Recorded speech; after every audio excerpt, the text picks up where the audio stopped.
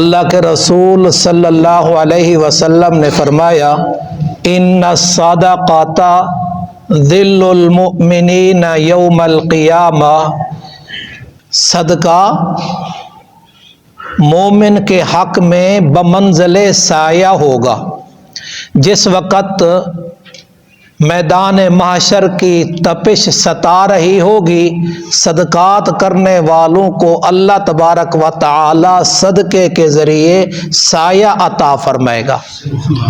گزشتہ 2 درسوں میں بھی صدقات کے عنوان سے بات کی ہے۔ اب اگلا عنوان یہ ہے کہ صدقہ کس کو دیا جائے، تو پیارے نبی صلی اللہ علیہ وسلم نے فرمایا لا تصدقوا الا علی اہل دینکم، تم صدقہ دین والوں کے علاوہ کسی اور کو نہ دو۔ دوسرا ارشاد بھی فرمایا تفصیل کر کے، فرمایا لا تصدقوا الا علی اہل الاسلام، تم صدقہ اسلام والوں کو، مسلمانوں کو دو۔ یہ بات بالاتفاق ہے کہ جو زکوٰۃ فرض ہے، وہ صدقات جو واجب ہیں، یہ چیز غیر مسلم کو قطعاً نہیں دینا، اس کے دینے کا کوئی جواز نہیں ہے۔ اس کے لیے خود آپ نے فرمان سن لیا ہے علی اہل دینکم علی اہل الاسلام، یہ تو بالکل واضح ہوگی بات۔ اور آقا صلی اللہ علیہ وسلم نے صدقے کے عنوان سے بہت سے فضائل سنائے ہیں، کچھ کا تذکرہ ہو چکا ہے۔ اب اس کے ساتھ اہل اسلام اور اہل دین آپ کے نزدیک کون ہیں؟ تو سورۃ بقرہ کی آیت نمبر غالباً 73 ہے، آپ اس کو کھول کے دیکھیں، اس کا مفہوم دیکھیں۔ جو فقراء کی تعریف کی گئی ہے وہ مدارس کے طلباء پہ فٹ آتی ہے۔ کون سی آیت بتائی ہے؟ 73۔ اس کے اندر وہ جو تعریف کی ہے للفقراء الذین احصروا فی سبیل اللہ لا یستطیعون ضربا فی الارض، یہ طلباء پہ فٹ آ رہی ہے۔ اور اس کے علاوہ کہ دیکھیں غرباء آپ کے عزیز و اقارب میں بھی ہوں گے، ان کو بھی دے سکتے ہیں، اسلام والے ہیں، مسلمان ہیں اور صاحب نصاب نہیں ہیں، ان کو بھی دے سکتی ہیں۔ لیکن ایک صدقہ ایسا ہے جس سے قرآن، حدیث اور مساجد اور مدارس آباد ہیں، تو ان کے اندر بھی حصہ ہر مسلمان کا ہونا چاہیے۔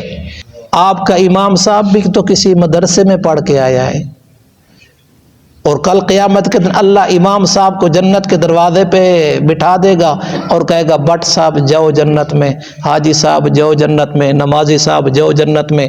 سارے جب جنت میں چلے جائیں گے، اللہ پوچھے گا امام صاحب سے دیکھو وہاں تمہارا کوئی مقتدی رہ تو نہیں گیا؟ پوچھے گا اللہ دیکھو تیرا کوئی مقتدی رہ تو نہیں گیا؟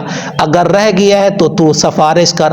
حافظ قرآن 10 آدمیوں کے حق میں شفاعت کرے گا، اور وہ شفاعت ان کے حق میں ہوگی جن پر جہنم واجب ہو چکی ہوگی۔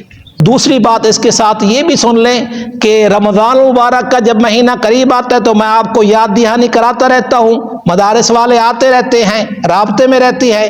تو اب اس پہ ایک اور فرمان بھی سن لیں۔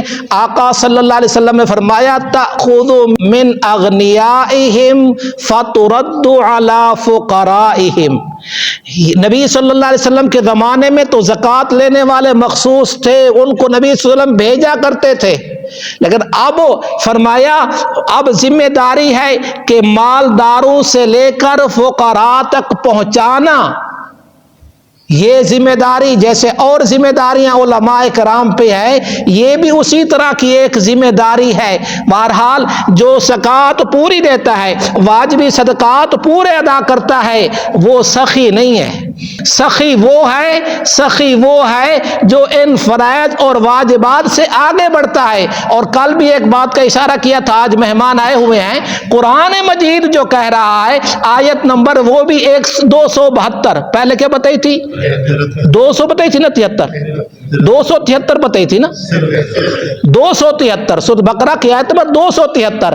اب یہ 271 میں فرمایا ان تبدوا الصدقات، اگر تم ظاہر کر کے صدقہ دو تو یہ اچھی بات ہے۔ قرآن مجید ہے، کون سا پارہ ہے؟ تیسرا۔ سورت کون سی ہے؟ بقرہ۔ آیت کون سی ہے؟ 271۔ فرمایا جو ظاہر کر کے صدقہ دیتا ہے یہ اچھی بات ہے۔ کیا فائدہ؟ علماء اکرام نے لکھا لوگ اس کی اقتداء کریں گے، جن کے اندر بخل ہے ان کو ترغیب ملے گی، اوروں کو ترغیب ملے گی، اور کنجوس نہیں سمجھا جائے گا۔